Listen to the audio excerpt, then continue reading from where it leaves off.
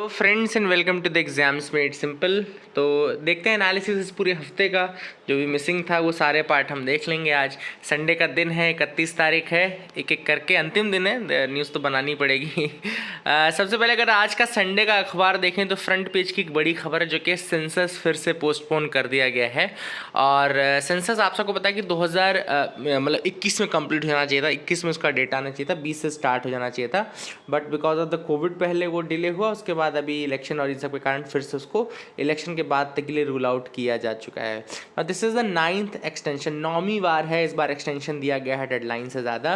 और सेंसस क्यों ज़रूरी है, क्योंकि आपको पता है कि 128वां यानी कि 128th कॉन्स्टिट्यूशनल अमेंडमेंट एक्ट, जिसको कि नारी शक्ति वंदन अधिनियम कहा गया है, नारी शक्ति वंदन अधिनियम 128वां कॉन्स्टिट्यूशनल अमेंडमेंट एक्ट, जिसमें reservation of 1/3 of the seats जो है वो वुमेन को दिया गया है लोकसभा में and Lok Sabha and state assemblies में। तो that will come into effect only after the delimitation is undertaken based upon the first census held after the act. तो मतलब जो सेंसस इस एक्ट के बाद पहली बार हुआ, उसी के बेसिस पे डिलिमिटेशन कमीशन जो है वो सीट्स जो है रिजर्वेशन के लिए जाएंगी फॉर द वुमेन, है ना। एंड ये जो एक्ट आया है, ये प्रेसिडेंशियल असेंट इसको मिला है 29 सितंबर को। सेंसस की अगर हम बात करें तो इंडिया जो है वो हर 10 साल में सेंसस करता है। 1881 में स्टार्ट कर दिया था ये चीज़।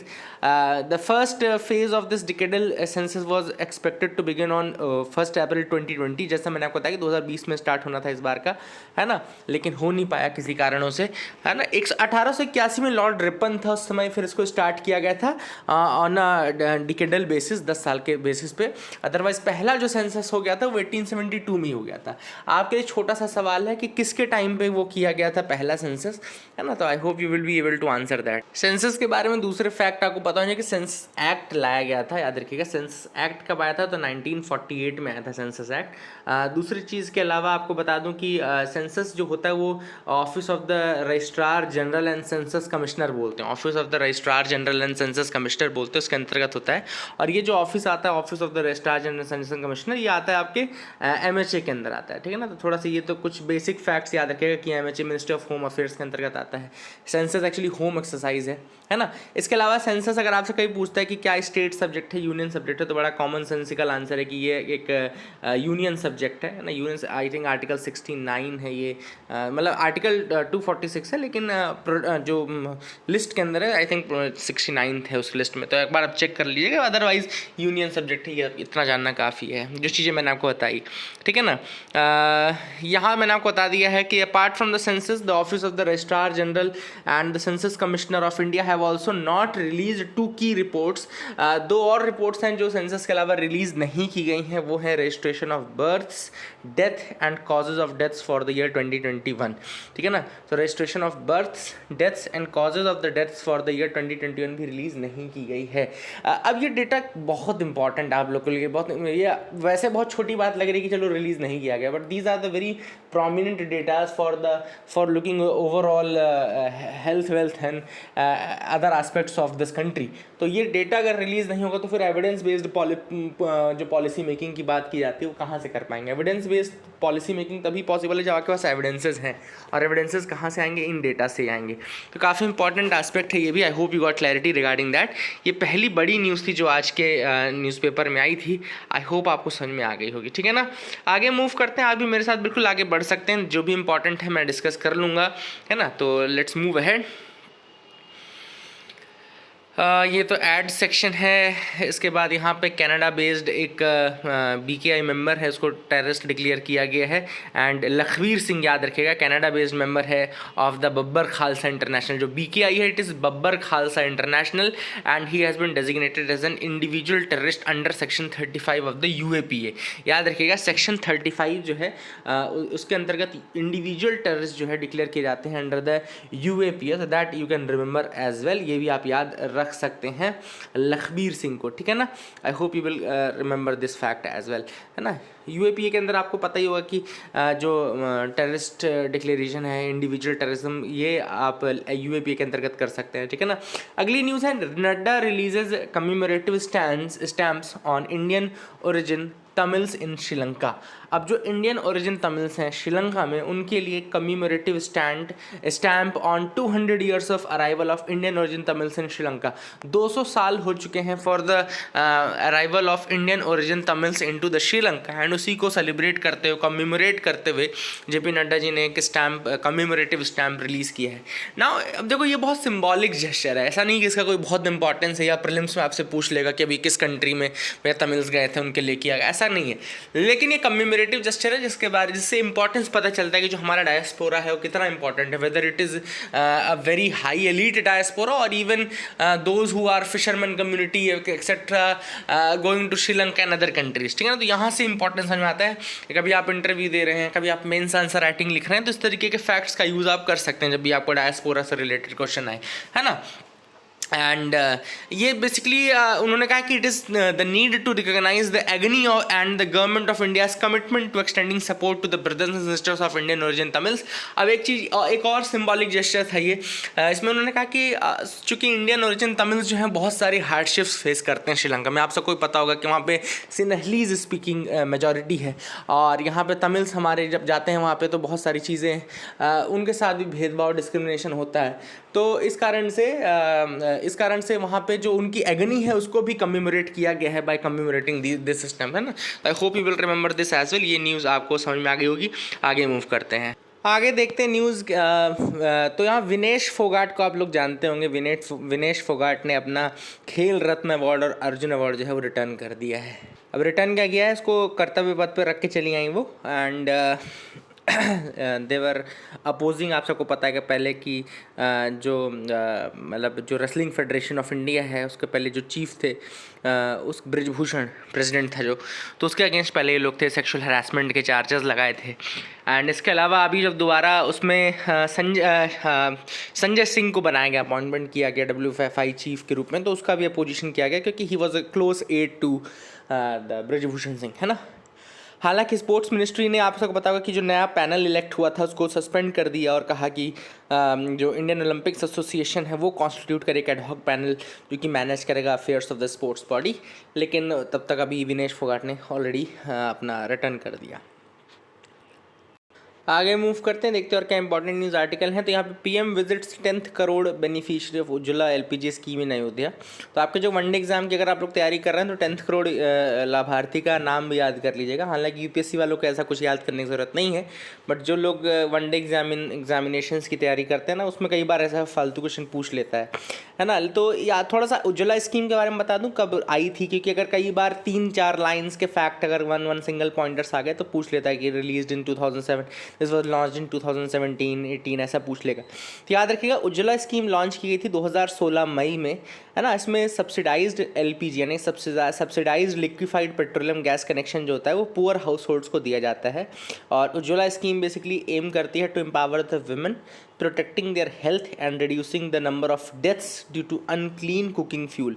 तो अनक्लीन कुकिंग फ्यूल से जो डेथ हो रही थी उनको रिड्यूस करना था, वुमेन को एम्पावर करना था, उनकी हेल्थ को प्रोटेक्ट करना था। इस कारण से उसको लॉन्च किया गया था 2016 में।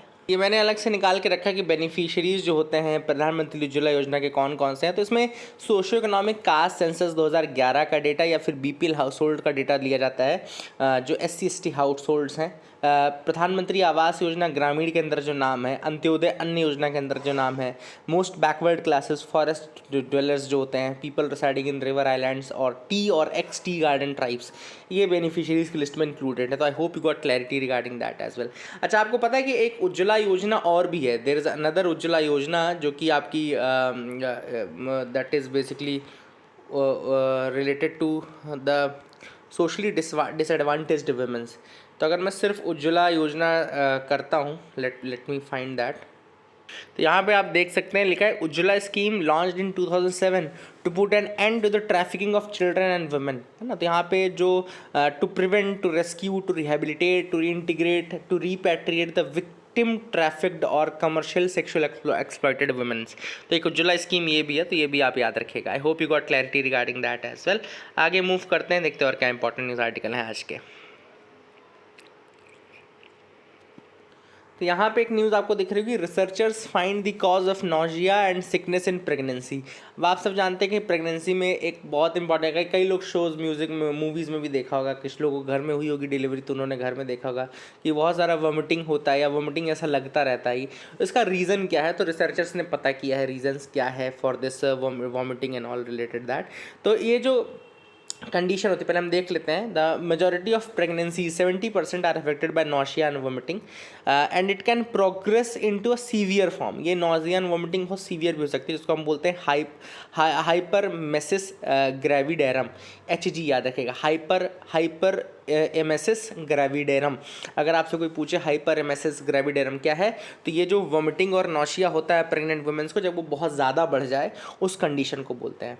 तो यहाँ पे एक हार्मोन है जो कि रिलेटेड है इससे, हार्मोन फैक्टर होता है जिसको GDF15 बोलते हैं, लिख लीजिए इसको, GDF15 फैक्टर होता है, हार्मोन से रिलेटेड है और इसका लेवल जो होता है वो डिटरमाइन करता है कि कितना ज़्यादा नॉशिया एंड कितना ज़्यादा होगा, है ना। अगर आपकी बॉडी में लोअर लेवल है GDF15 का बिफोर प्रेगनेंसी, तो वहाँ पे हायर रिस्क है कि आपको हाइपर डेरेमेसिस ग्रेविडेरम हो जाए। अगर आपके पास आपको बीटा थैलेसेमिया है, बीटा थैलेसेमिया एक ऐसी कंडीशन है जहाँ पे GDF15 का लेवल बहुत ज़्यादा बढ़ जाता है। प्रेगनेंसी के पहले अगर आपको बीटा थैलेसेमिया है, मतलब कि GDF15 का लेवल ऑलरेडी हाई है, तो उन वुमेन को नॉशिया और वोमिटिंग नहीं होती है। तो याद रखिएगा। I hope you got clarity regarding that as well. ये भी आपको समझ में आ गया होगा। अब अभी एक रिकमेंडेशन आया है कि जो मतलब ऐसे फूड आइटम्स हैं जिसमें शुगर, सॉल्ट और फैट ज़्यादा, मतलब कि जो हेल्थ के लिए अच्छे नहीं हैं, उनमें आप 20 से 30% का टैक्सेशन जो है वो शुरू कर दीजिए। अब ये रिकमेंडेशन क्यों आया है? ऑब्वियस सी बात है इसलिए आया ताकि इनका यूज़ कम हो, इनका डिमांड कम हो। इसका डिमांड कम होगा तो ऑब्वियस सी बात है लोगों को जो कार्डियोवैस्कुलर डिसीज़ेज और लाइफस्टाइल डिसीज़ेज हो रही हैं वो नहीं होंगी। तो एक ये सजेशन है टैक्स के उससे कंजम्पशन को कम करने का टेक्निक। तो I hope you got clarity regarding that as well. Guided missile destroyer की बात चल रही, तो INS इम्फॉल सबसे रिसेंट है इसमें। ये it is the third of the 4 P-15B Visakhapatnam class stealth guided missile destroyer.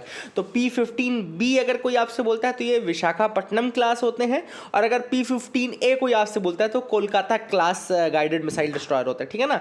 तो याद रखिएगा INS इम्फाल अभी जस्ट कमीशन किया गया इंडियन नेवी में, और INS इम्फाल पहला है warship to be named after a city in the North East की सिटी पे नेम होने वाला ये पहला एक आपका वॉरशिप है, याद रखिएगा। अगर आपसे कि पहला वॉरशिप जो कि नॉर्थ ईस्ट की सिटी पे मेंशन्ड है तो INS Manipur, INS Imphal, INS Tripura, इस तरीके से कुछ आपको नाम दे सकते हैं, तो INS इम्फाल उसका याद रखेगा। I hope you will remember that as well. इसको याद रखेगा। एंड वही है कि एक प्रिंसिपल है जल में व यस्य बल में व तस्य, मतलब कि one who controls the sea is all the powerful. तो इंडो पैसिफिक रीजन में हमारी जो पावर है उसको बढ़ाने के लिए काम आएगा। मैंने आपको ऑलरेडी बताया कि P-15B जो है वो विशाखापट्टनम क्लास है, P-15A कोलकाता क्लास डिस्ट्रॉयर्स हैं, है ना। तो I hope you got clarity regarding that as well. आगे मूव करते हैं, देखते हैं और क्या इंपॉर्टेंट न्यूज़ आर्टिकल है जिनके बारे में डिस्कस करना है। Textile sector faces ESG challenges. अब यहाँ पे एक चैलेंज है जो कि इंडिया का टेक्सटाइल सेक्टर और अपैरल सेक्टर फेस करेगा, वो है आपका ESG से चैलेंज। अब ये ESG चैलेंज है क्या, मैं आपको बताता हूँ। ESG है यूरोपियन यूनियन बेसिकली एक मूव लेके आ रही है जिसमें वो environmental, social and governance goals, ESG यानी कि environmental, social and governance goals, ये लेकर के आ रहा है यूरोपियन जो अभी बेसिकली डील है, ये 2026 में इफेक्ट पे आएगी। उसमें ESG यानी environmental, social and global and governance goals को लेकर के आएंगे। मैंने आपको ऑलरेडी बताया कि वो cross border management, taxation, carbon tax जो है, क्रॉस बॉर्डर कार्बन टैक्स जो है उसकी बात भी करते हैं, यूरोपियन यूनियन ही बात कर रहा है। तो हमारे इंडिया में भी बेसिकली जो है यूनिट्स जो हैं उनको इस तरीके से काम करना पड़ेगा कि बिल्कुल कार्बन एमिशन ना हो, और बहुत सारी चीज़ें जो कि देखनी पड़ेगा। इसी कारण से जो हमारा टेक्सटाइल सेक्टर है वो उसको हो सकता है थोड़ा बहुत दिक्कत हो। हालांकि हमारा टेक्सटाइल सेक्टर जो है तमिलनाडु, स्पेशली तमिलनाडु में वो कंट्रीब्यूट करता है more than 50% of the installed renewable energy capacity in the state. Nearly 300 ज़्यादा टेक्सटाइल प्रोसेसिंग यूनिट्स हैं तिरुपुर में which are connected to common effluent treatment plants with zero liquid discharge. Panipat Haryana में भी भी हमारे पास open spinners which are used which use only recycled fibres is being used. Then Indian recycles almost 90% of its PET bottle into fibre, है ना. तो जो हमारी पीईटी बॉटल्स हैं उनको हम फाइबर में कन्वर्ट करते हैं लगभग 90%. तो ऑलरेडी हम कर रहे हैं, but still the European Union जो गोल्स हैं दे आर वेरी मतलब optimistic and they are very very मतलब काफ़ी ज़्यादा टफ भी हैं, होने वाले हैं. एंड यही कंसर्न है इंडियन टेक्सटाइल सेक्टर का which is dominated by MSME. हमारा टेक्सटाइल सेक्टर पूरा MSME, micro small and medium enterprises based है. तो वहाँ पे हो सकता है कि हमको ईयू का जो कार्बन बॉर्डर एडजस्टमेंट मैकेनिज्म है या ईएसजी कंप्लायंस है उसके साथ कंप्लाई करने में थोड़ा सा दिक्कत आए. अब दिक्कत यह है कि हम ईयू को इग्नोर भी नहीं कर सकते, क्योंकि हम 16% जो हमारा कॉटन टेक्सटाइल है वो ईयू को जाता है, 40% हमारा सिंथेटिक फाइबर, थर्ड यानी 28% of the countries total apparel जो हमारा एक्सपोर्ट होता है वो यूरोपियन कंट्रीज़ को जाता है. तो ऐसा नहीं कि हम उसको लाइटली ले सकते हैं. तो we have to take them seriously as well, and ये सारी चीज़ें हमको करनी पड़ेगी. I hope you got clarity regarding that as well. यहाँ पे thousands protest in Serbia against poll fraud. Election में फ्रॉड के लिए प्रोटेस्ट चल रहा है एक कंट्री में, उसका नाम है सर्बिया. सर्बिया की सिटी है बेलग्रेड. बेलग्रेड हिस्टोरिकली क्यों इंपॉर्टेंट है आपके लिए, छोटा सा सवाल है, अगर आप लोग बता पाएँ तो आपका नॉलेज टेस्ट हो जाएगा. एक बेलग्रेड सेशन हुआ था, बहुत फेमस सेशन है बेलग्रेड. आपको बताना है कि कौन से बॉडी के बनते समय बेलग्रेड सेशन हुआ था, कब हुआ था, इसका इंपॉर्टेंस थोड़ा सा अगर आप बता सकें, आपको भी इंक्लूड करते हैं ना अपन, तो I hope you got clarity regarding that as well. अब आज का पेपर तो हो गया, अब कल परसों और उसके अलावा जो बाकी के 2 दिन है उनका भी देख लेते हैं. तो कल का अखबार देखेंगे. पहली चीज़ जो फ्रंट पेज की न्यूज़ है वो है centre Assam government has signed a pact with the ULFA faction. अब उल्फा क्या है, उल्फा फैक्शन क्या है, थोड़ा सा इसके बारे में यहाँ पे डिटेल में आपको बता देता हूँ. ULFA is basically United Liberation Front of Assam, या United Liberation Front of Assam बोलते हैं इसको. और इसका जो उदय हुआ यानी कि इसका जो फॉर्मेशन हुआ था वो 1979 में हुआ था. शिवसागर नाम की जगह है असम में, शिवसागर. 1979 में फॉर्मेशन हुआ था उल्फा का, United Liberation Front of Assam, जो कि डिमांड उस समय ये कर रहा था कि एक सेपरेट असम जो है वो बनाने की मांग की जा रही थी, सेपरेट असम की मांग की जा रही थी. स्पेशली फिर असम अकॉर्ड और ये सब सारी चीज़ें बाद में 1985 में आती हैं. हालांकि ये इन्होंने अपना काम हमेशा चालू रखा और इसके बहुत सारे फैक्शंस बन गए, अलग अलग लीडर्स के अंतर्गत बन गए, है ना. कुछ नाम भी हैं. मैंने अभी आज एक लाइव मिनट का भी आर्टिकल पढ़ा था, तो मैं आपको यहाँ से उसको यहाँ पे मैंने ओपन किया हुआ है, यहाँ पे आपको दिखा देता हूँ. देखो यहाँ पे काफ़ी न्यूज़ है यहाँ पे. तो देखो ये इसका फॉर्मेशन हुआ था 1979 7 अप्रैल को, शिवसागर असम में इसका हुआ था. इसके लीडर्स थे जैसे कि Paresh Barua, Arabinda Rajkhowa, Anup Chetia. They became the top powers of the state and ये इन्होंने अपने आर्म्ड ऑपरेशंस 1980 से स्टार्ट कर दिए थे. तो काफ़ी बड़ी इंसर्जेंसी थी जो कि चल रही थी. अभी उसका एक फैक्शन है जो प्रो टॉक है, प्रो पीस है ना. तो उन्होंने एग्रीमेंट साइन किया है. इससे ये मतलब नहीं निकलता कि पूरे की तरीके से पीस इस्टेब्लिश हो जाएगा असम में. अभी भी बहुत सारे फैक्शंस हैं, जैसे परेश बरुआ का जो फैक्शन है वो अभी भी वहाँ पे कई जगह वो स्टार्ट करते रहते हैं, है ना. मतलब इस तरीके की चीज़ें जो अटैक है, इंसर्जेंसी है, वो स्टार्ट रखेंगे. But that is a good start at least. तो I hope you got clarity regarding this front page first news. I hope आपको समझ में आ गया होगा. आगे मूव करते हैं, देखते हैं और क्या इंपॉर्टेंट न्यूज़ आर्टिकल्स हैं जिनके बारे में हमको डिस्कस करना है. तो कल की एक न्यूज़ थी, India closing in on lithium deal with Argentina and tapping Australia and Chile as well. तो जो हमारा माइंस मिनिस्ट्री है, इंडियन मिनिस्ट्री ऑफ माइंस जो है, उसका एक स्टेट ओन्ड खनिज विदेश इंडिया लिमिटेड है, उसका काबिल है, खनिज विदेश इंडिया लिमिटेड है. उसने एक draft exploration and development agreement किया है with the Argentine minor Cayman, जिसको बोलते हैं ऐसे, सॉरी कैमियन बोलते हैं, ठीक है ना. अर्जेंटीनियन माइनर है, केमियन मतलब एक कंपनी होगी कैमियन. उसके साथ इन्होंने किया basically for the possible acquisition and development of 5 lithium blocks, है ना. काबिल याद रखिएगा, खनिज विदेश इंडिया लिमिटेड हमारी स्टेट ओन्ड आर्म है मिनिस्ट्री ऑफ माइंस की, जिसने ये एग्रीमेंट किया है, ठीक है ना. इसके अलावा चिली के माइनर हैं इनामी, उनके साथ भी exploration, extraction, processing and commercialisation of the mineral, उसके साथ भी ये डील कर रहे हैं, ठीक है ना. I hope you got clarity regarding that as well. अब थोड़ा सा आपको पता होना चाहिए कि जो लैटिन अमेरिकन नेशंस हैं, they specially Chile and Argentina, they account for nearly 30 to 35% of the world supplies of lithium. तो चिली और अर्जेंटीना वर्ल्ड का 30 to 35% सप्लाईज को कंट्रोल करते हैं. चिली के पास 11% है वर्ल्ड 1/3 लिथियम रिजर्व्स का. It supplies 26% of the requirements. Argentina with nearly 1/5 of the global reserve supplies about 6% in the world, है ना. तो आप देख सकते हैं. एंड इसके अलावा Australia is among the other large global producers. अगर हम बात करें तो ऑस्ट्रेलिया भी एक लार्ज ग्लोबल प्रोड्यूसर है इस चीज़ का. तो ये बहुत बड़ा अचीवमेंट है हमारे लिए भी. थोड़ा सा मैंने यहाँ पे लिथियम के बारे में लिखा था. इंडिया में भी एक अभी recently geological survey of India ने अनाउंस किया था 5.9 मिलियन टन्स का इन्फर्ड लिथियम रिसोर्सेज हमको मिला था. रियासी डिस्ट्रिक्ट, आपको पता होगा जम्मू कश्मीर में रियासी डिस्ट्रिक्ट है, रियासी डिस्ट्रिक्ट ऑफ जम्मू कश्मीर, वहाँ पर मिला था. एंड इसके बाद इंडिया जो है 8th largest lithium reserves country हो जाता है. आफ्टर बोलीविया नंबर 1 पे है, Argentina, then Chile, then Iran, Australia and China, ये सब कंट्रीज हैं इसके बाद, ठीक है ना. And this very important discovery also. I hope you will remember this fact. आगे मूव करते हैं, देखते हैं और क्या इंपॉर्टेंट न्यूज आर्टिकल है. तो core sectors growth skids to 6 month low in November. तो नवंबर में कोर सेक्टर्स की ग्रोथ कम हो गई. जो 8 कोर सेक्टर्स हैं मैं आपको नाम बता दूं. Coal, crude oil, natural gas तीसरा, रिफाइनरी प्रोडक्ट्स चौथा, एंड फर्टिलाइजर्स 5वां, स्टील 6वां, सीमेंट 7वां, इलेक्ट्रिसिटी 8वां. ये जो 8 कोर इंडस्ट्रीज़ हैं ये 40.27% हैं of the total weight of IIP यानी इंडेक्स ऑफ इंडस्ट्रियल प्रोडक्शन, जो हर महीने निकाला जाता है. IIP भी हर महीने कैलकुलेट होता है, उसी के अंतर्गत ये आपका आता है कोर सेक्टर्स का भी, है ना. आप एक छोटा क्वेश्चन ये भी सॉल्व कर सकते हैं अगर आप लोग चाहें तो कमेंट सेक्शन में, कि इसको अरेंज करिए डिसेंडिंग ऑर्डर या असेंडिंग ऑर्डर में बेस्ड अपॉन कि उनका कितना परसेंटेज है IIP में. ये छोटा सा क्वेश्चन अगर आप कर सके तो बड़ी मेहरबानी होगी आप लोगों की. India Hong Kong bust synthetic diamond trading syndicate. अब इंडिया और हांगकांग ने मिल करके बस्ट किया है एक syndicate which was trading with the synthetic diamond and all. यहाँ पे एक बॉडी का नाम आया था DRI. जो हमारी बॉडी है DRI, यानी कि आपका डायरेक्टरेट ऑफ रेवेन्यू इंटेलिजेंस, इसका नाम है. देखो लिखा है ना DRI, directorate of revenue intelligence. ये पीछे पढ़ोगे तो डायरेक्टरेट ऑफ रेवेन्यू इंटेलिजेंस. थोड़ा सा मैं आपको बता दूं, DRI एक premier intelligence and enforcement agency है. एंटी स्मगलिंग मैटर्स में काम करती है. Central board of indirect taxes and customs के अंतर्गत आती है, ठीक है ना. Central board of indirect taxes and customs के अंतर्गत आती है.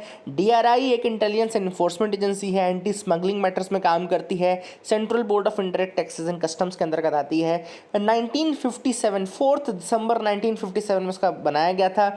हेडक्वार्टर न्यू दिल्ली में है. 12 जोनल यूनिट्स हैं, 35 रीजनल यूनिट्स हैं, 15 सब रीजनल यूनिट्स हैं, है ना. इनका काम क्या है? Preventing and detecting cases of smuggling, narcotic, psychotropic substances, gold, diamond, precious metal, wild life items, cigarette, arms, ammunitions, explosive, counterfeit currency, foreign currency, comet items, ये सारी चीज़ें पता करते हैं.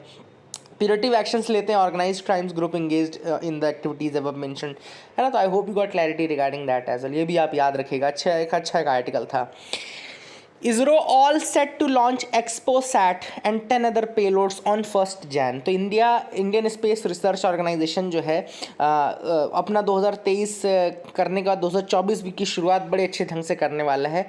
एंड लॉन्च होगा PSLV C58. याद रखिएगा PSLV C58, जिसके अंतर्गत क्या जाएगा? XPOSat यानी कि X ray polarimeter satellite. XPOSat X ray polarimeter satellite. And इसके अलावा 10 अलग पेलोड्स और भी जाने वाले हैं, ठीक है ना. जो ये XPOSat सैटेलाइट है, ये जो लॉन्च होगा इसका काम क्या रहेगा मैं आपको बता दूं. ये देखो लिखा हुआ है, it is the first dedicated scientific satellite from ISRO, first dedicated scientific satellite from ISRO to carry out research in space based polarisation measurements. तो स्पेस बेस्ड जो पोलराइजेशन मेजरमेंट्स हैं of X ray emission from the celestial source, मतलब कि x ray जो निकलती हैं raise celestial sources से, यानी सेलेस्टियल बॉडीज से, उनका क्या पोलराइजेशन है, उसकी कैलकुलेशन से ये सारी चीज़ें स्टडी करने के लिए जाएगा. इसके दो मेन पेलोड्स हैं. एक पॉलिक्स है जो कि पोलैरीमीटर इंस्ट्रूमेंट है इन एक्सरेज, एंड दूसरा आपका एक्सएसपेक्ट जो है एक्सरे स्पेक्ट्रोस्कोपी एंड टाइमिंग, है ना. तो ये दोनों चीज़ें बेसिकली पेलोड्स यही स्टडी करने वाला है. Hope you got clarity regarding that as well. 1 जनवरी को PSLV C58. I hope you got clarity regarding that as well. आगे मूव करते हैं. यहाँ पे Indian Navy unveils new epaulettes for admirals. तो एपोलेट्स का मतलब जो कंधे में स्टार लगे रहते हैं ना, स्टार और ये सब, तो उसी को एपोलेट्स बोलते हैं। तो अभी इन्होंने एडमिरल रैंक के जो सिंबल्स हैं उनको थोड़ा चेंज किया है। तो आप याद रखिएगा, प्राइम मिनिस्टर ने अनाउंस किया था navy day celebrations in the Sindhudurg. Sindhudurg कहाँ पर है, आप मुझे कमेंट सेक्शन में बता सकते हैं क्या? Can you tell me Sindhudurg कहाँ पर है? तो उन्होंने उसमें कहा था, और उसी के बेसिस पे इपॉलेट्स जो है वो बेसिकली डिज़ाइन किए गए हैं, नए इपॉलेट्स। एंड इसमें नेवल इंसिग्निया है विच इज़ इंस्पायर्ड बाय राज मुद्रा ऑफ छत्रपति शिवाजी। अगर आपसे कोई पूछे कि रिसेंटली एपोलेट्स चेंज किए गए हैं कौन सी रैंक के लिए, तो एडमिरल रैंक के लिए चेंज किए गए हैं, नेवी में चेंज किए गए हैं। और इसमें बेसिकली जो राज मुद्रा ली गई है वो छत्रपति शिवाजी की राज मुद्रा से इंस्पायर्ड है, जो इंसिग्निया लिया गया है। तो I hope you got clarity regarding that. इतना आपको बेसिक जानना ज़रूरी था, वो मैंने आपको बता दिया। आई होप यू गॉट क्लैरिटी, आपको समझ में आ गया होगा, ठीक है ना। A call for disability inclusion that must be needed. यहाँ पे ऑथर ने बात की कि हमारा जो international day of persons with disabilities है वो 3 दिसंबर को पास हुआ, लेकिन अभी भी हमको बहुत कुछ करना है for making this country inclusive. Inclusive का मतलब सिर्फ मेल फीमेल मैन वुमेन नहीं होता, इंक्लूसिव का मतलब होता है सारी social classes. And social classes में भी केवल SC ST OBC नहीं होते, उसमें बहुत सारी क्लासेस और भी हैं, जैसे कि जो डिसेबल्ड हैं, जो नॉन डिसेबल्ड हैं, आप सबको इंक्लूड करेंगे। And you have to include solutions for that. यहाँ पे ऑथर ने बात की है ट्रांसफॉर्मेटिव सोल्यूशंस की, जो कि इंक्लूसिव डेवलपमेंट कर सकते हैं, लिविंग नो वन बिहाइंड। तो यहाँ पे फोकस ऑथर ने कहा है कि न्यूरो साइकियाट्रिक डिसऑर्डर्स के ऊपर भी रखना है। यहाँ पे जो टर्म याद रखिएगा ऑथर ने एडिटोरियल में यूज़ किया है वो है न्यूरो साइकियाट्रिक डिसऑर्डर्स, है ना। ये ऐसी डिसेबिलिटीज़ हैं which is related to brain and all, है ना। ऑब्वियस सी बात है, ब्रेन से रिलेटेड है, तो उसमें कौन कौन सी चीज़ें आती है, तो मैं यहाँ पे देखो लिखा भी है।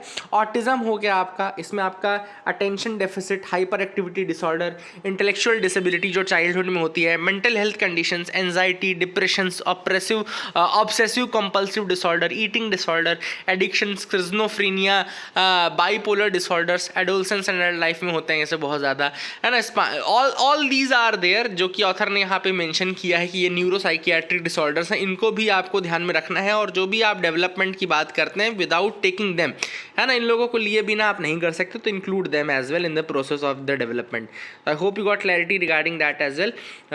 इसके अलावा इसमें उन्होंने जो सजेशन दिया है किस तरीके से आप इंक्लूसिव बना सकते हो, तो वहाँ पे साइंटिफिक जो एडवांसमेंट्स हैं, यहाँ पे देखो लिखा हुआ है, यहाँ पे ऑथर ने कहा है कि आप you should take help of the scientific advances that must be considered. यह लिखा है non invasive brain simulations, NIBS procedures जो हैं नॉन इन्वेजिव, मतलब आपको ओपन सर्जरी नहीं करनी पड़ती, कई सारे नॉन इन्वेजिव ब्रेन सिमुलेशंस हैं, जो स्टिमुलेशंस हैं, प्रोसीजर्स होते हैं जिनके थ्रू आप care rehabilitation of neurological and mental health कर सकते हो। इसके अलावा रिपीटेटिव ट्रांसक्रेनियल मैग्नेटिक स्टिमुलेशन भी होता है। देखो यहाँ पे लिखा है RTMS, repetitive transcranial magnetic stimulation, ये आप लोग लिख लेना, repetitive transcranial magnetic stimulation. It is also use as a treatment for depression and obsessive compulsion, OCD जिसको बोलते हैं, ऑब्सेसिव कंपल्शन डिसऑर्डर, ठीक है ना। एंड इसके अलावा एडजुवेंट ट्रीटमेंट होता है, it can also be use as a adjuvant treatment for Parkinson disease, tremors, schizophrenia, hallucination जिसको हम बोलते हैं। All these things are there. I hope you got clarity regarding this article. तो move करते हैं हम अगले दिन की तरफ। कल का भी हो गया, इसमें और तो कुछ नहीं था, कोई मैं देख लेता हूँ एक बार। एक न्यूज़ यहाँ पे देखो, 11th century Jain scriptures discovered in Mysuru district. तो यहाँ पे 3 11th सेंचुरी जैन स्कल्पचर्स जो हैं वो डिस्कवर किए गए हैं वरुणा विलेज में। वरुणा विलेज कहाँ पर है? मैसूरू डिस्ट्रिक्ट में है Varuna village, Mysuru district Varuna village, याद रखिएगा। 11th सेंचुरी जैन स्कल्पचर्स, है ना।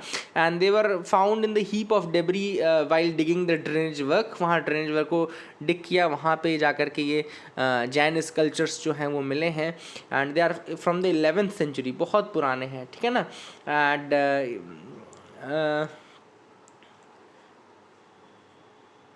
कौन से तीर्थंकर हैं ये आइडेंटिटी नहीं लगाई जा सकती है, ऐसा उनका कहना है। तो दिस वाज द थिंग, है ना। वरुणा विलेज, एटलीस्ट आपको एक टर्म याद रखना है कि वरुणा विलेज कहाँ पर है। अगर आपसे कोई पूछता है कि रिसेंटली न्यूज़ में था, तो यू कैन टेल। आगे मूव करते हैं और देखते हैं। तो यहाँ पर आ गए हम 29 तारीख के अखबार में उस देखते हैं। पहली जो फ्रंट पेज की न्यूज़ थी बहुत बड़ी थी, हालांकि काफ़ी लेट हो गया बताने में, लेकिन ठीक है। कतर कोर्ट ने ड्रॉप कर दिया death penalty for the 8 Indians. हालांकि उनको कन्विक्ट रखा गया है, but still that's a big victory for us, है ना। तो यहाँ पे हम थोड़ा सा कतर के एक बार बॉर्डर्स देख लेते हैं। यहाँ पे आप देख सकते हैं this is the Qatar borders, है ना। मुझे लगता है स्क्रीन शायद ऐसी है। Okay let's open with that. तो यहाँ पे आप देख सकते हैं this is much better. Qatar, अगर हम कंट्री की बात करें तो देखो सिर्फ सऊदी अरेबिया से टच हो रहा है इसका border, it is touching the border of Saudi Arabia, है ना। इसके अलावा अगर आप देखेंगे कि वाटर जो बॉर्डर हैं वो ज़रूर आपका यहाँ पे पर्शियन गल्फ़ है वहाँ पे लाई करता है, ठीक है। तो पर्शियन गल्फ़ में लाई करता है, ये आप थोड़ा ज़रूर याद रख सकते हैं। Otherwise it touches only your Saudi Arabia part. उसके अलावा उधर मैरी टाइम बॉर्डर ज़रूर है उधर आपका बहरीन के साथ है, लेकिन वो टच नहीं करता है, वहाँ पे लैंड बॉर्डर नहीं है, ठीक है। तो I hope you got clarity.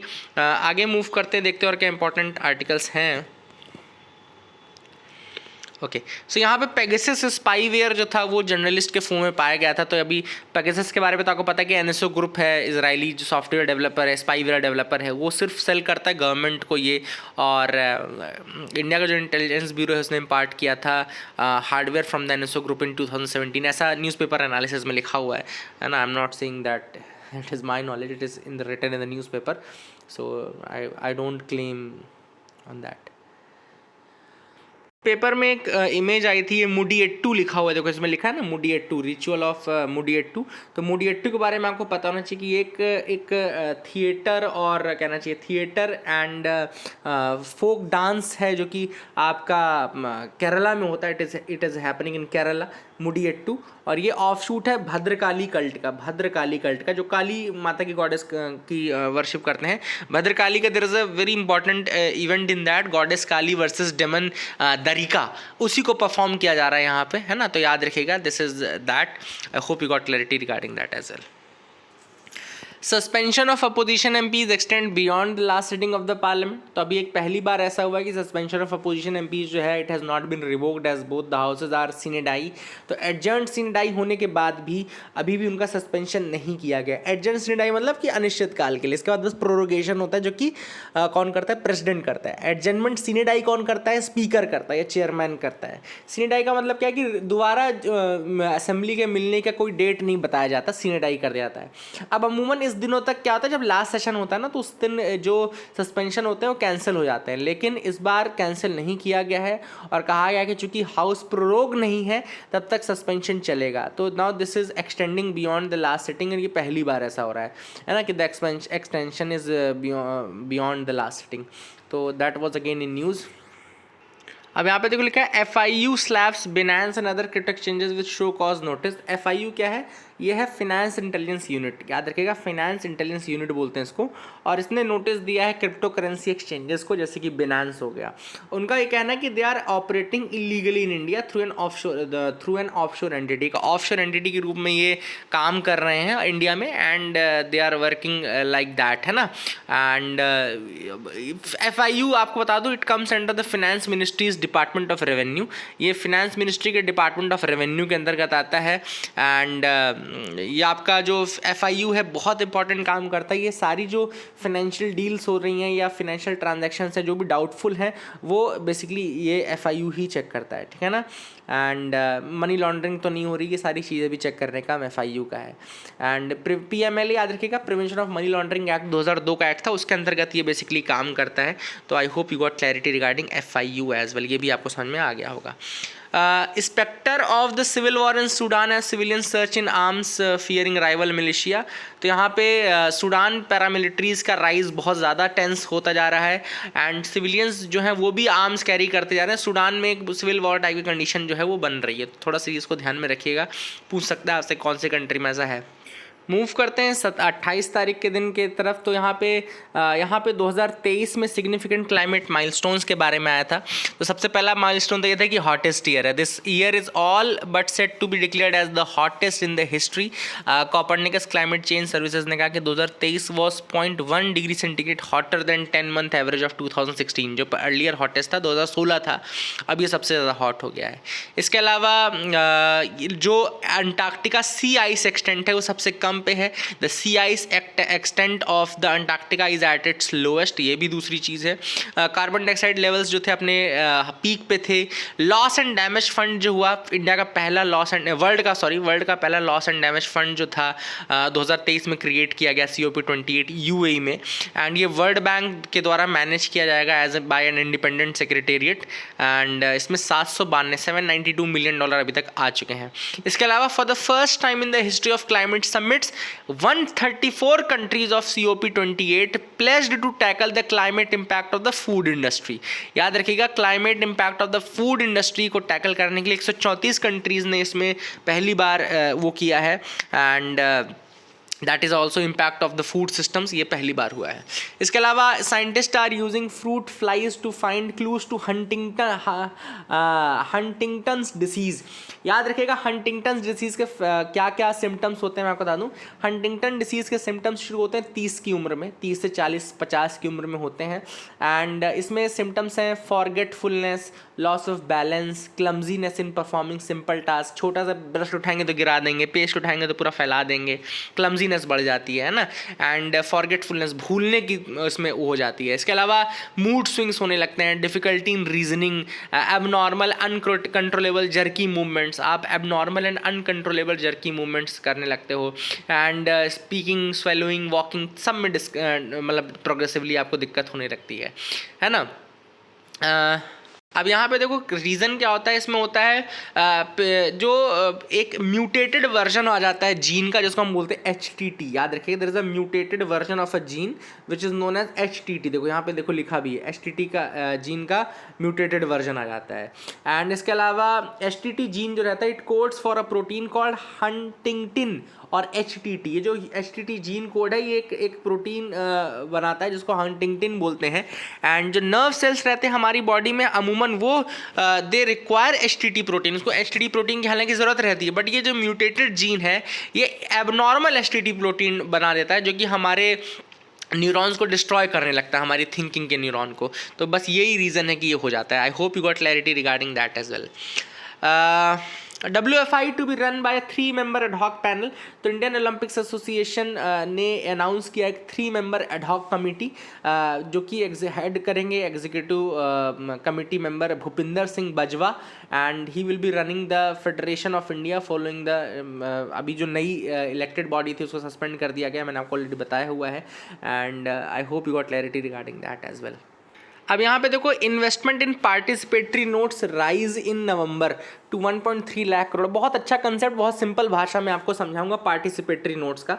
थोड़ा सा ध्यान देना आप लोग। देखो पार्टिसिपेटरी नोट्स कैसे एक्सप्लेन कर सकता हूँ। देखो एक व्यक्ति है टॉम, मान लो बाहर का व्यक्ति है टॉम, और उसको इंडिया में इन्वेस्ट करना है किसी उसमें, मतलब फॉर्म में पैसा लगाना। अब देखो होता क्या है नॉर्मली, अब जब टॉम अगर नॉर्मली पैसा लगाएगा तो क्या होगा, पहले उसका आधार कार्ड लिया जाएगा, उसका पैन कार्ड लिया जाएगा, फोटो खींचेगा, वेरीफाई होगा, तब जा करके उसको एलिजिबिलिटी मिलेगी, है ना। आप लोगों ने भी डीमैट अकाउंट बनाया होगा। लेकिन मान लो टॉम ये सारी चीज़ें नहीं करना चाहता, तो वो क्या करेगा, वो किसी ऐसे मिडिल मैन को से कांटेक्ट करेगा, ऐसे मिडिल मैन से कांटेक्ट करेगा जो कि ऑलरेडी रजिस्टर्ड हो इंडिया में, इसका पैन आधार ऑलरेडी वेरीफाइड हो। जैसे इंडिया में HSBC है, HSBC इस तरीके से रजिस्टर्ड है ना, ऑफ शोर जो इस तरह का काम करता है। तो अब टॉम क्या करेगा, HSBC को पैसा देगा, मतलब टॉम किसको पैसा देगा, HSBC को पैसा देगा, और HSBC को पैसा देकर के बोलेगा कि आप इन शेयर्स में इन्वेस्ट कर दो, ठीक है ना। तो टॉम का पैसा किसके पास गया, HSBC के पास गया, और HSBC ने अपने अकाउंट से उन XYZ शेयर्स में पैसा लगा दिया। अब जितना पैसा HSBC ने लिया है, तो उसकी एक रिसीट वो टॉम को दे देगा कि आपने मुझे X अमाउंट दी है ना। तो ये जो रिसीट है ना, यही पार्टिसिपेटरी नोट कहलाती है। मतलब इसमें बहुत ज़्यादा दिक्कत भी ये थी, क्योंकि इसमें अब आपने देखा कि टॉम के बारे में किसी को नहीं पता चल रहा, क्योंकि पैसा तो HSBC से आया है, तो टॉम के बारे में किसी को पता चल नहीं रहा है। तो इस कारण से दिक्कत क्या हो जाती है कि मनी लॉन्ड्रिंग और कई बार टेररिस्ट मनी भी आ जाती है इस तरीके से। तो that is the thing which is important. UGC ने अभी रिलीज किया है notice that MPhil is not a degree course. UGC यानी कि यूनिवर्सिटी ग्रांट कमीशन ने रिटरेट किया है through a public notice on Thursday that master of philosophy degree courses are no longer recognise. Master of philosophy MPhil अब recognise नहीं किए जाएंगे, है ना। तो that is the thing which is important. Centre hikes the copra MSP by 250 to 300 पर quintal. तो यहाँ पे सेंटर ने कोपरा की एमएसपी बढ़ा दी है। एमएसपी की बात करें तो एक मार्केट इंटरवेंशन मैकेनिज्म है गवर्नमेंट ऑफ इंडिया का, हालांकि कोई लीगल बेसिस, कोई स्टैट्यूट या कोई लॉ नहीं है जिसके थ्रू एमएसपी लाई जाती हो। सेंटर अनाउंस कर देता है और इसका रिकमेंडेशन देता है सीएसीपी, याद रखिएगा सीएसीपी यानी कि commission for agriculture cost and prices. CAPCP मतलब रिकमेंडेशन देता है एंड फाइनली जो अनाउंसमेंट होता है वो सीसीई यानी कि cabinet committee on economic affairs जो है वो इसका अनाउंसमेंट कर देती है। कौन कौन से प्रोडक्ट्स पे है, तो सिरल्स में 7 कैटेगरी है, पैडी, वीट, बार्ले, ज्वार, बाजरा, मेज एंड रागी। पल्सेस में ग्राम, अरहर, तुअर, मूंग, उड़द एंड लेंटिल, 5 ये दालें हो गई। ऑयल सीड्स में groundnut, rapeseed, mustard, toria, soybean, sunflower seed, sesamum, safflower seed and niger seed हो गया। Raw cotton, raw jute, copra, dehusked coconut and sugar cane. Sugar cane के case में हम इसको एफआरपी यानी कि fair and remunerative prices बोलते हैं, तो ये भी आपको याद रखना। I hope you got clarity regarding that as well, ठीक है ना। अगला है will SLIM revolutionise the lunar landings. अब ये स्लिम क्या है, तो जापान का smart lander for investigating moon, याद रखेगा ये जापान का smart lander for investigating moon spacecraft enter कर चुका है into the orbit around the moon and basically इसकी अटेम्प्ट करेगा मून लैंडिंग ये 19 जनवरी को। अगर अटेम्प्ट सक्सीड करता है तो Japan will become only the 5th country to soft land robotic craft on the natural satellite, मतलब मून पे सॉफ्ट लैंडिंग करने वाली 5वीं कंट्री बन जाएगा जापान। इंडिया हालांकि सक्सीड कर चुका है चंद्रयान 3 मिशन के थ्रू, आप सबको पता होगा। स्लिम याद रखेगा जापान का है smart lander for investigating moon, smart lander for investigating moon. It's a space craft build and launched by the Japanese aerospace exploration agency, JAXA जैसे हम बोलते हैं, एंड इसको लॉन्च किया गया था तानेगाशिमा स्पेस पोर्ट से, है ना। 590 किलो इसका लॉन्च वेट था, है ना। I hope you got clarity that. 1/7 of the Chandrayaan 3, हमारा चंद्रयान 3 3900 kg का था लॉन्च वेट जो था, and SLIM is very very compact and all, and I hope इसका जो अगर सक्सेसफुल होता है तो it can open many ventures for that. Let's see. Luna हालांकि रशिया का फेल हो गया था, तो let's see how Japan fares in. अब बाकी के 2 दिनों का एनालिसिस भी देख लेते हैं। Extended version of mission Karmayogi has been launched. Mission Karmayogi क्या है मैं आपको बता दूं, it's a program, nationwide program to lay the foundation of capacity building of civil servants. जो सिविल सर्वेंट्स हैं उनकी कैपेसिटी को बिल्ड करने के लिए मिशन कर्मयोगी लॉन्च किया गया था। सिविल सर्वेंट्स को ग्रूम करने के लिए, उनको टेक्नोलॉजी की मदद से उनको इनोवेट करने के लिए, प्रोग्रेसिव एंड ट्रांसपेरेंट उनका एडमिनिस्ट्रेशन, उसके लिए उनको ट्रेन किया जाएगा। इसके लिए आईगॉट बेसिकली आईगॉट कर्मयोगी एक ऑनलाइन लर्निंग प्लेटफॉर्म है जो कि इसके अंदर बनाया गया आईगॉट कर्मयोगी, है ना। और इसी लर्निंग प्लेटफॉर्म के अंतर्गत आप काम कर सकते हैं, और इसी अभी जो नया फेज है एक्सटेंडेड वर्जन, उसमें कुछ नए फीचर्स आईगॉट के अंदर डाले गए हैं। I hope you got clarity regarding that as well. Panama canal news में थी, तो 2 इंपॉर्टेंट शिपिंग रूट्स हैं, the Suez and the Panama canal, दोनों में ही ब्लॉकेजेस चल रहे हैं, ठीक है ना। अब वो क्या क्या ब्लॉकेजेस हैं, पनामा कैनाल आपको पता होना चाहिए, ये अटलांटिक और पैसिफिक ओशन को कनेक्ट करती है through a narrow isthmus of Panama. Panama canal किसको कनेक्ट करती है, अटलांटिक और पैसिफिक को through a narrow isthmus of Panama, and Panama canal is one of the 2 most strategic artificial waterways in the world. It is one of the 2 most strategic artificial waterways in the world, और दूसरी जो है वो Suez canal है ना। Panama canal की opening 1914 में हुई थी, एंड 1979 तक पनामा कैनाल को सोली यूनाइटेड स्टेट्स मतलब कंट्रोल कर रहा था।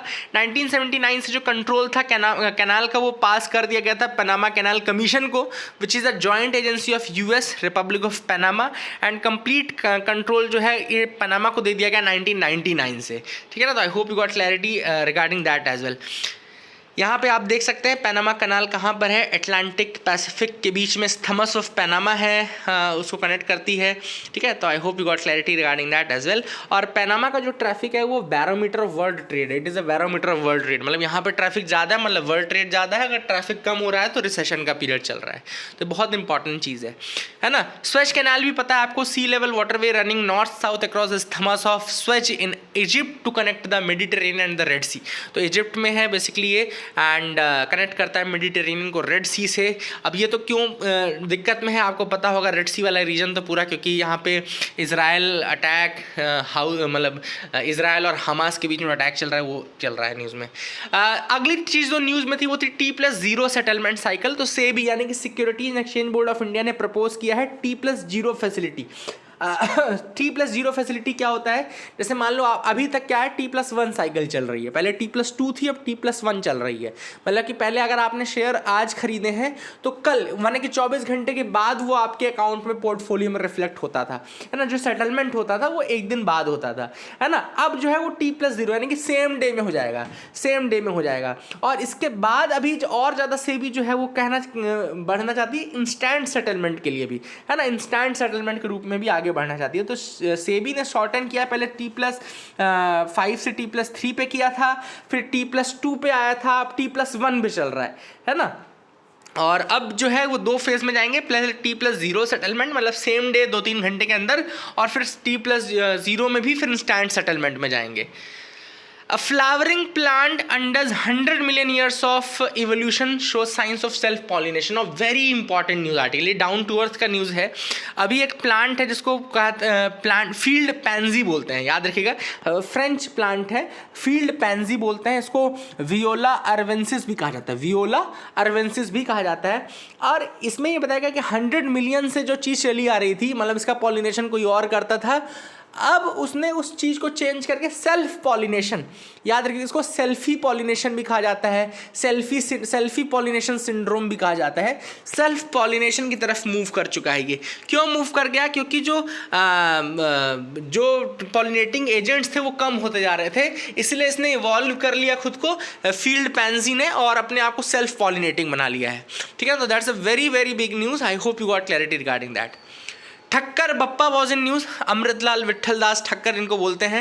ही was an Indian social worker and freedom fighter who work to improve the lifes of the tribal people in Gujarat, and he was strong believer in universal education and abolition of untouchability. Chairman थे ये excluded and partially excluded areas sub committee के constituent assembly में, and 1922 में ही establish the Bhil सेवा मंडल, याद रखिएगा 1949 में उन्होंने आदिम जाति सेवक संघ बनाया था, भील सेवा मंडल 1922 में बनाया था। मूड बिदरी रिवाइवल, अभी मूड बिदरी क्या है, मूड बिदरी आपका कर्नाटका में एक टाउन है, इसको जैन काशी भी कहा जाता है, बनारस ऑफ जैन्स भी कहा जाता है, जैन काशी मूड बिदरी को, ठीक है ना। And it is home to 2 Jain important temples, basadis and nishidis, ठीक है, याद रखिएगा जैन टेम्पल्स 2 बहुत इंपॉर्टेंट है, बसाडीज एंड निशिदीज, उनका ये घर है। इसके अलावा यहाँ पे याद रखिएगा presently the town draws water from Puchhamogaru dam built on the already slimming Phalguni river. तो यहाँ पे पुछमोगरू डैम भी है जो कि फाल्गुनी रिवर जो कि ऑलरेडी इसका पानी कम होता जा रहा है उस वहाँ से ले रहा है। इसके अलावा भट्टारकाज नाम आया था उसमें न्यूज़ में। भट्टारकाज क्या है, they are the chiefs of Jain monasteries. तो जैन मोनास्ट्रीज के जो चीफ होते हैं उनको भट्टारकाज बोलते हैं, और ये पानी जहाँ से निकालते थे उसको केरे बोलते थे, केरे, है ना, जहाँ से भट्टारकाज पानी निकालते थे उसको केरे बोलते थे, जैसे बट्टा केरे नाम की वहाँ पे जगह भी है, ठीक है ना।